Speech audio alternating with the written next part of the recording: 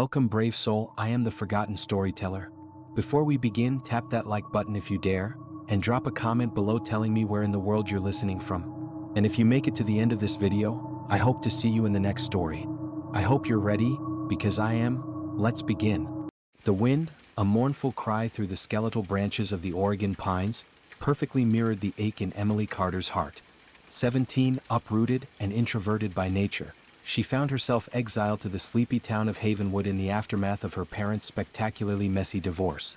Her new home, her late grandmother's house, was a relic of a life Emily barely knew, a two-story Victorian with peeling paint the color of faded lavender and a porch that groaned under the weight of damp autumn leaves. Overcast skies perpetually shrouded Havenwood, casting long, oppressive shadows that seemed to cling to the gables and eaves. Every creak of the floorboards, every whisper of wind through the ill-fitting windows, felt like the house itself was breathing, sighing with the weight of forgotten memories. Cold spots lingered in the hallways, and Emily swore she sometimes heard whispers in the empty rooms, too faint to decipher but unervingly present.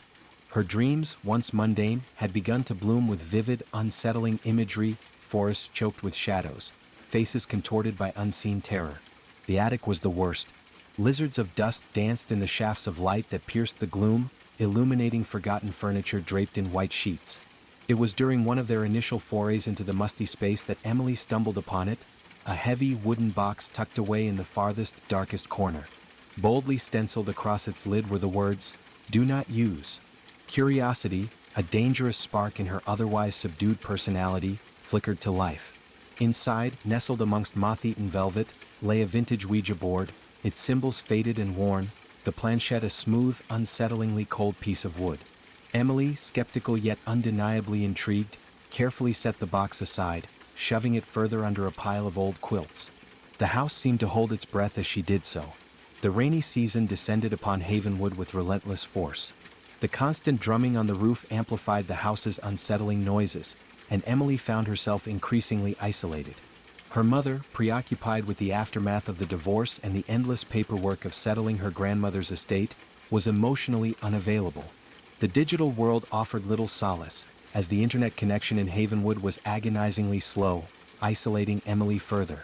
One particularly bleak evening, boredom morphed into defiance. The power had flickered on and off all day, leaving the house cloaked in an eerie twilight. Armed with a handful of candles, their flickering flames casting dancing shadows on the walls, Emily retrieved the Ouija board from the attic. She told herself it was a joke, a harmless way to pass the time. She placed her fingers lightly on the planchette and, with a shaky breath, asked the question, "Is anyone there?" The planchette remained motionless for what felt like an eternity. Emily almost laughed, ready to dismiss the whole thing as a childish fantasy. Then, with a barely perceptible tremor, it moved. Slowly, haltingly at first, then with increasing confidence, it slid across the board, the silence broken only by the scratching sound of wood on cardboard. It spelled out, "Yes." A shiver crawled down Emily's spine, a sensation that had nothing to do with the cool air of the house. She swallowed hard, her heart pounding in her chest. Emboldened by a mixture of fear and fascination, she asked, "What is your name?" The planchette moved again, faster this time, tracing a path across the board with unsettling precision. Thanariel. As the last letter was spelled, the candles flickered violently, threatening to extinguish.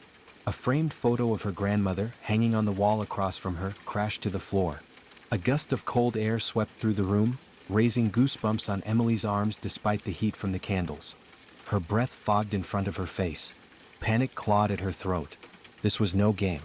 "Goodbye," she stammered, snatching her hands away from the planchette. The room fell silent, the only sound the frantic thumping of her own heart. She blew out the candles, plunging the room back into darkness, and fled to her room, pulling the covers over her head as if that could protect her from whatever she had just unleashed. That night, she dreamed of a blackened forest, the trees gnarled and twisted like skeletal fingers reaching for the sky. A figure stood watching from the depths of the woods, its eyes burning with an unholy light. The phenomena escalated quickly. Doors slammed shut with impossible force. Shadows flickered and danced in the periphery of her vision. She began to hear whispers, just at the edge of hearing, always murmuring her name. Her mother, initially concerned by Emily's increasingly withdrawn behavior, dismissed it as stress, exhaustion, and the normal growing pains of a teenager adjusting to a new life. The line between her dreams and reality began to blur. Emily started waking up with dirt under her fingernails and pine needles tangled in her hair. The nightmares intensified, filled with grotesque, red-eyed creatures, faces distorted into terrifying masks, and her grandmother, her face streaked with tears of blood, silently begging for help. Driven by a desperate need to understand, Emily delved into research. Hours were spent hunched over her laptop, scouring the internet for any mention of Thanariel. She stumbled upon obscure references in ancient texts, mentions of a pre-Christian forest demon, a malevolent entity said to collect souls through games and deception, a being that thrived on fear and isolation. The isolation became tangible. Her mother grew increasingly distant, her eyes glazed over, her responses strangely robotic. Her friends stopped answering her texts, their profiles disappearing from social media as if they had never existed. When she mentioned the attic to her mother, she was met with a blank stare. "There's no attic, Emily," her mother said, her voice flat and devoid of emotion. "You must be imagining things." Emily felt a chilling dread creep into her bones. No one else remembered the attic. No one else remembered the last few months. It was as though reality itself was being subtly, brutally rewritten around her. Desperate to end the nightmare, Emily returned to the Ouija board.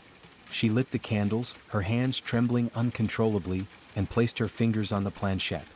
"I want you to leave," she pleaded, her voice barely a whisper. "Leave me alone."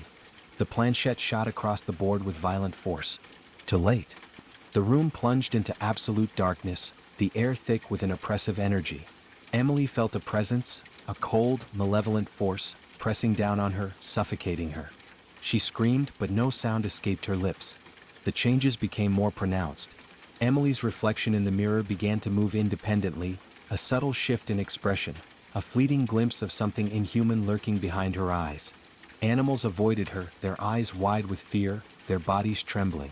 She heard voices beneath music and static, whispers that slithered into her mind, planting seeds of doubt and despair. The breaking point came when she woke up in the woods behind the house. The air was frigid, the ground damp beneath her bare feet. She was surrounded by towering pine trees, their branches clawing at the overcast sky. Strange symbols, carved crudely into the bark of the trees, encircled her. In the center of the clearing, a ring of extinguished candles lay scattered on the ground. She had no memory of how she got there. Terror lent her strength. She ran back to the house, desperate to escape the suffocating grip of the nightmare. Sanity frayed. She grabbed the Ouija board, intent on destroying it, but as she raised it above her head to smash it against the floor, a voice, raw and deep, echoed in her mind. "It changes nothing, little mortal." Thanariel. The entity spoke to her now, not through the planchette, but directly, using her own thoughts as the conduit. It whispered to her through the reflections in mirrors, through the static on the radio, through the silent hum of the telephone.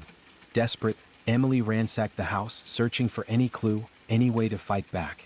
Finally, in a false bottom of her grandmother's old trunk in the attic, she found it, a worn, leather-bound journal, its pages filled with her grandmother's frantic handwriting. The journal detailed the same experience, the same creeping dread, the same insidious influence of Thanariel.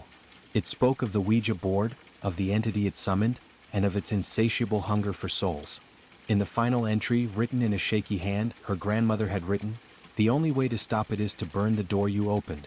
Destroy the connection. Only then can you be free." Emily finally understood. The attic wasn't just a storage space. It was the door, a spiritual anomaly, a weak point in the fabric of reality that allowed Thanariel to enter their world. It hadn't always been part of the house. Her grandmother had added it on later, unwittingly opening a gateway to something ancient and evil. Armed with this knowledge, Emily made her decision. She retrieved a can of gasoline from the shed and carried it up to the attic. The air was thick with the stench of decay and something else, something indescribably foul. Thanariel's voice echoed in her mind, growing stronger, more insistent. "What do you think you are doing, child? You cannot stop me. I am eternal." Emily ignored it, pouring the gasoline over the floorboards, the furniture, the dusty artifacts of a forgotten life. The scent of gasoline filled the air, mingling with the musty odor of the attic, creating a nauseating concoction. As she struck the match, Thanariel's voice reached a fever pitch, a desperate, pleading shriek. "No, stop. Don't do it. I can give you power, tell you secrets, immortality. All you have to do is let me in." Emily hesitated, the flame flickering between her fingers. The temptation was almost overwhelming, the promise of power, of something beyond the mundane, seductive and alluring. But then she remembered her mother, a shell of her former self, a puppet dancing to Thanariel's tune. She remembered the fear, the isolation, the creeping madness that had consumed her. With a final act of defiance, she dropped the match. The flames erupted, consuming the attic in a roaring inferno. The house shuddered, groaning under the assault of the fire. Emily stumbled back, coughing in the thick smoke, watching as the flames devoured the doorway to another world. The fire department arrived quickly, sirens screaming, their flashing lights cutting through the darkness. They battled the blaze, but the attic was quickly reduced to ashes. When it was finally extinguished, the firefighters shook their heads in confusion. There was no attic, one of them said, scratching his head. Just an empty roof space. Must have been the way the house looked that made you think that there was an attic. Emily didn't argue. She knew what she had seen, what she had done. She had burned the door. In the days that followed, a semblance of peace returned to the house. Her mother slowly returned to normal, the blankness in her eyes fading, replaced by a flicker of recognition.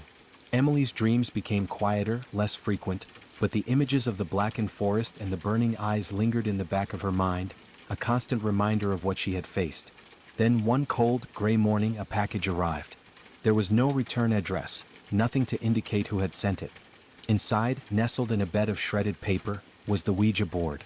It was unscathed, untouched by the fire, as if nothing had happened. A single note lay on top of the board.